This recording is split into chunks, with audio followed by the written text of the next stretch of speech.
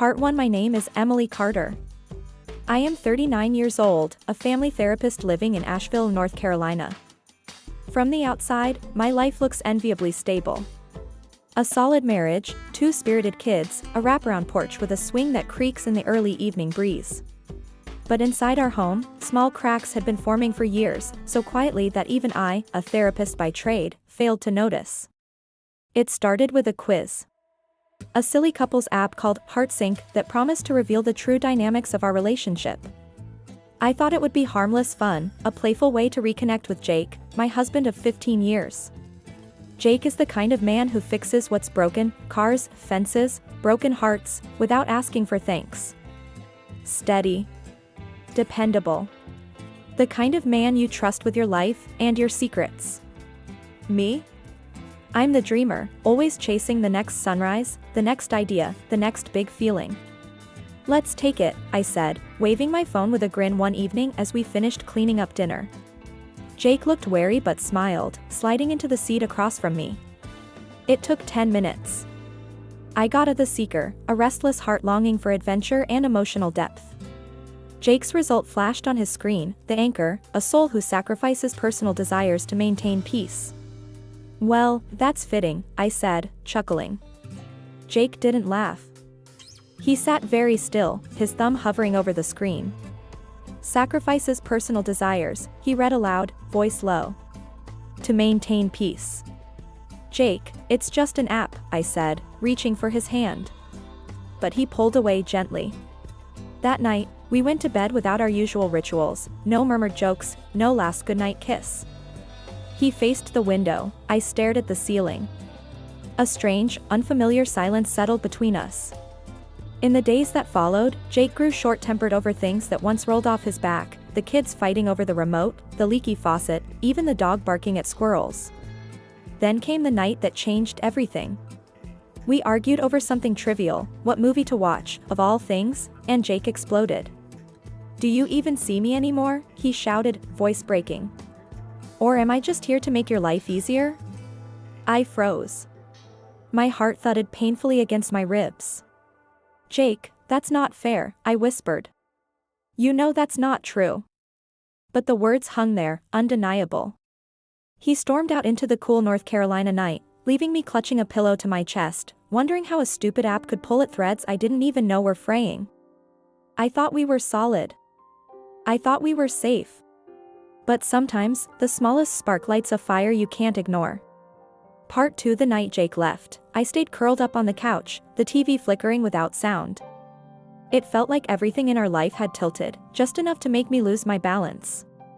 The next morning, Jake was back before sunrise.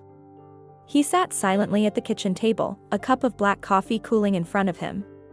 The kids crept around the house, sensing the tension without understanding it. "I'm sorry for shouting," he said finally, his voice raw. "I'm sorry for not seeing," I whispered. But apologies were not enough. We needed something more: a guide, a path back to each other. I reached out to Dr. Harris, my old mentor from grad school, now a renowned couples therapist. She had always told me, the hardest work happens when you realize love is not enough. We met her that weekend at her cabin outside Asheville. It smelled of cedarwood and hope. Dr. Harris listened patiently as we poured out years of hurt, resentment, fear. "Jake," she said gently, "when did you start feeling like your needs didn't matter?" Jake blinked, stunned by the simplicity of the question. "Maybe, always," he said hoarsely. My heart ached. How could I have missed it? "Emily," she turned to me, "when did you start believing you had to carry it all alone?" I had no answer. The session ended with a simple task: write each other a letter. Not about the past. About what we dreamed for the future. That night, Jake and I sat side by side on the back porch, each with a notebook. Fireflies blinked lazily around us. We didn't speak, we just wrote. For the first time in years, we were reaching across the distance. Jake handed me his letter first. His handwriting was shaky, but the words were clear. "I want to be seen. Not just as a father. Or a provider. But as a man who still dreams." Tears blurred my vision. I passed him mine. I want a partner, not a passenger. Someone to dream with me, not just hold the map. He read it twice, then set it down and pulled me into his arms. Maybe it wouldn't be easy. Maybe it wouldn't be fast. But sitting there, under a blanket of stars, I knew we were beginning again. Part 3. The next few weeks tested us in ways I never expected. Every old habit fought to stay alive. I caught myself managing every detail, packing the kids' lunches, scheduling Jake's dentist appointments, even refueling his car. It was love, I told myself. Care. But care, I was learning, sometimes strangles. Jake struggled too. Years of suppressing his needs didn't vanish overnight. He hesitated before asking for small things, an afternoon off to hike, a night out with friends, even a Saturday morning just sleeping in. Each request felt like a battle between the man he had been and the man he was trying to become. One Saturday, after a particularly long week, Jake sat across from me at our favorite coffee shop downtown. "There's a kayak trip next weekend," he said cautiously, stirring his coffee. "A few guys from work are going. I'd like to go." I smiled but felt the old reflex kick in, the mental checklist of logistics, the kids' schedules, household tasks. But I bit my tongue and leaned in instead. "I think you should go," I said simply. He looked stunned. Relieved. The next weekend, he texted me a picture from the river, grinning wide, or lifted high like a trophy. I saved the photo. I stared at it whenever doubts crept in, doubts about whether giving space meant losing love. Meanwhile, I faced my own test. I realized how much of my identity was wrapped up in being needed. If Jake didn't need me for every little thing, who was I?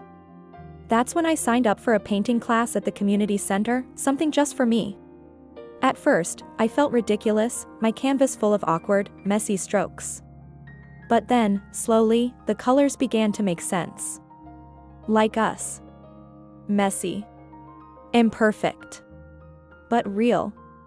Each Saturday afternoon, as I mixed colors and shapes, I remembered who Emily was beyond wife, mother, caretaker. And each Sunday evening, when Jake came back sun-kissed and beaming from his adventures, we sat on the porch sharing stories, rediscovering the people we'd forgotten inside ourselves. We weren't just repairing our marriage. We were reinventing it. Part 4. One evening, after the kids were in bed and the house hummed with sleepy silence, Jake and I sat on the porch swing.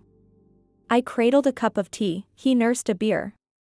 The air between us was easy, familiar. And yet, a question had been forming in my mind for weeks, refusing to be ignored. "Jake," I said, voice low. "When did you stop telling me what you needed?" He didn't answer right away. Instead, he stared out at the darkened street, the neighbor's porch light flickering. "Maybe, when I realized you didn't need me to," he said finally. "You were already doing everything. Being everything." The words hit harder than I expected. "I never meant to make you invisible," I said. "I know." His voice was steady. "But sometimes love suffocates without meaning to." Tears blurred my vision. I reached for his hand, lacing my fingers through his. "I want to see you, Jake," I said. "Really see you. Not just the man who shows up, but the man who dreams, who aches, who needs." He squeezed my hand, a small, fierce gesture. That night, we talked until the stars faded into the light of dawn. We talked about the dreams we had buried, him, about hiking the Appalachian Trail, me, about opening my own therapy practice focused on couples like us. For the first time in a long time, it felt like we were planning a future together, not just surviving a present apart. There would be setbacks. Moments of doubt. Days when old habits would creep back in, whispering old fears. But we weren't the same people who took that silly app quiz months ago. We were braver now. And braver hearts build stronger love. Part 5. A few months later, as the colors of fall spilled across Asheville in brilliant reds and golds, Jake and I stood side by side at a small ribbon-cutting ceremony. The new sign read, "Rekindle Therapy Center, for couples ready to begin again." It had been my dream for years, tucked away in a someday territory. Jake was the one who nudged it into reality. "You help everyone but yourself," he had said, smiling. "It's time." And now here we were. Jake had dreams, too. True to his word, he was training for a section hike of the Appalachian Trail next spring. He researched gear, plotted routes, and even found a group of local hikers who welcomed him warmly. At home, our rhythm was different now. Messier, sometimes. Less seamless. But every "I need" and "Can you help" was a note in a new song we were writing together. One evening, as we packed up after a long day of painting my office walls, Jake pulled me into a hug. "You know," he said, "it wasn't just the quiz. It wasn't even you. I think I was afraid that if I ever asked for more, I'd find out I wasn't worth it." I pressed my forehead to his chest, feeling the steady beat of his heart. "You are," I whispered. "You always were." He kissed the top of my head. "So are you." Sometimes, love is not about holding on tighter.